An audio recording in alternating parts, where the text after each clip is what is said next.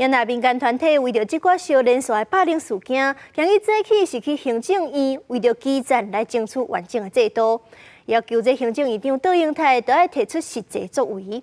立委嘛甲民间团体同齐开记者会，要求劳工这场霸凌要有完整的申诉、调查甲处理的机制。工人要拿治安法，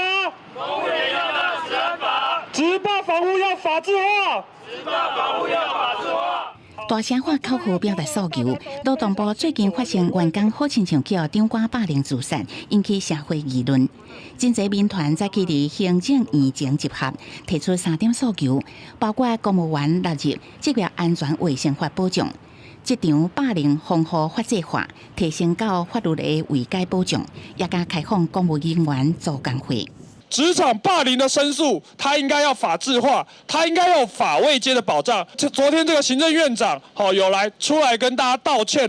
但是对于我们制度要怎么更改，对于相关的制度要怎么调整，完全没有倾听我们基层公务员的声音。立委嘛会同民团早起召开记者会，立委要求改革公务人员甲劳工这场霸凌处理机制，应该比照去年修正的性工法，查清楚这场霸凌的定义以外，嘛要建立完整的申诉调查处理机制。我们除了看到霸凌它的定义不清之后呢，我们可以看到它其实它的整个申诉是流于形式。雇主他虽然具备有这个指挥监督的权利没有错，可是绝对都不能成为一个伤害人的一个理由，否则就是犯法。民团认为霸凌的定义无清楚，申诉也加救济的机制不足，这拢是问题。现场出席的行政院人事总处也加劳动部官员嘛做出回应。行政院当晚其实立即就已经有发函